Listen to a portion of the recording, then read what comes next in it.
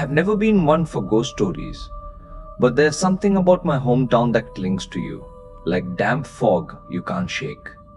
I grew up in a quiet suburb, the kind where kids rode bikes until dusk and neighbors waved from porches.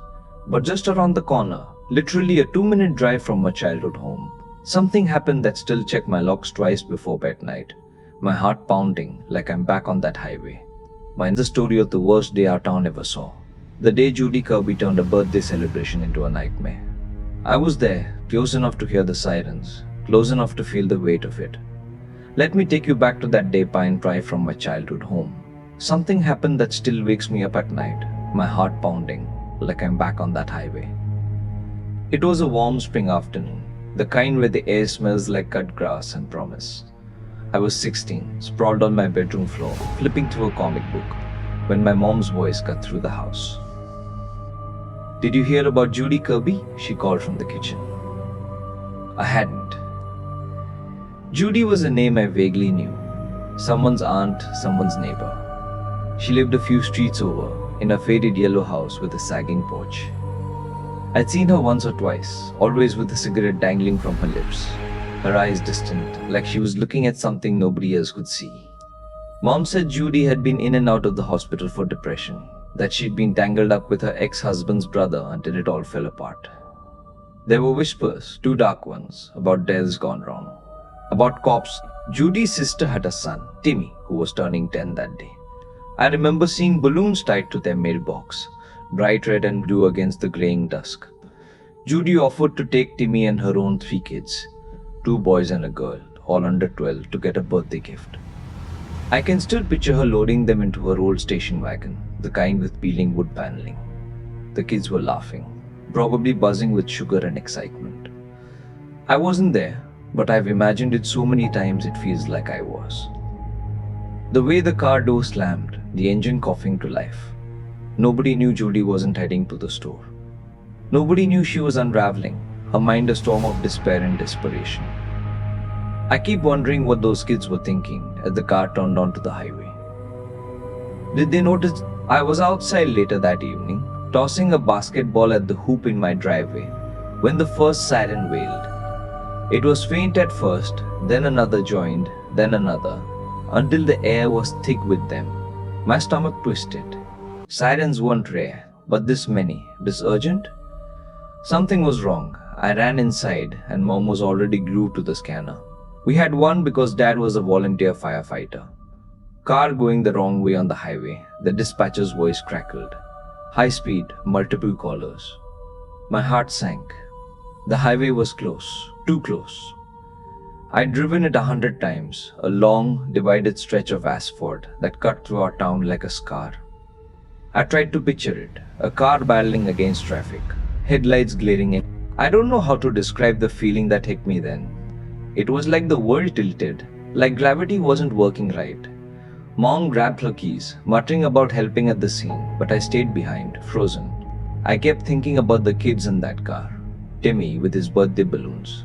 Judy's kids, who I'd seen playing in the yard. I didn't know then that Judy was behind the wheel, that she'd made a choice, face deliberate, unshattered glass.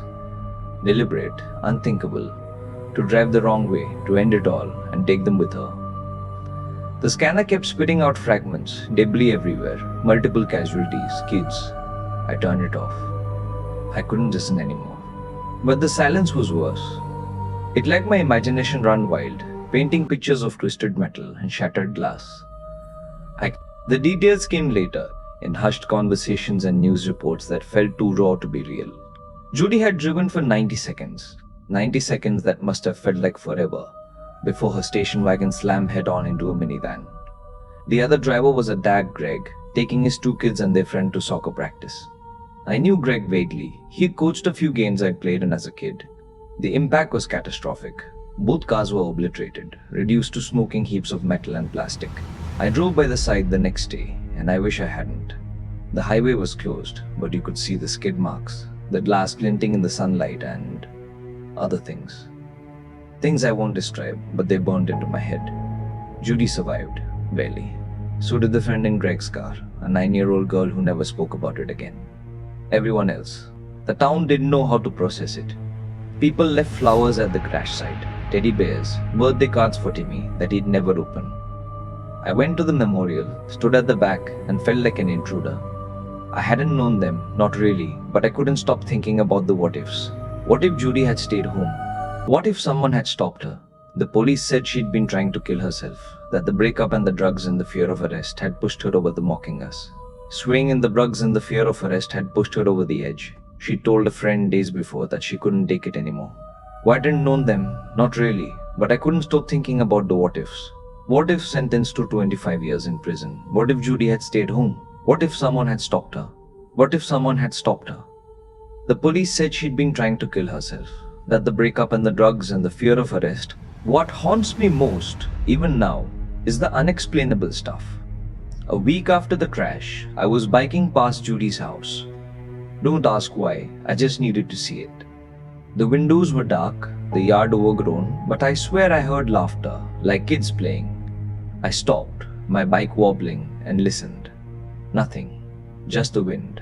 But I felt watched, like eyes were on me from those empty windows. I pedaled home so fast my legs burned. Later, I heard others talk about it. Neighbors hearing giggles at night, seeing shadows move in that yellow house. One guy, a delivery driver, said he saw a boy standing by the mailbox, holding a red balloon, staring at him. When he blinked, the boy was gone. I don't believe in ghosts, but I don't know how big. I still live in this town, and I drive that highway every day.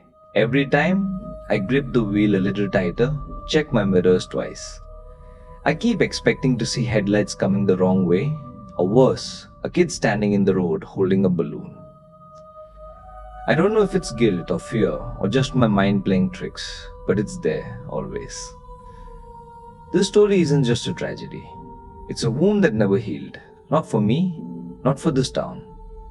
And I can't help but wonder, what would you do if you saw those headlights coming? And I can't help but wonder, what would you run? If you've got a story like this, something that haunts you, drop it in the comments. I need to know I'm not alone in this.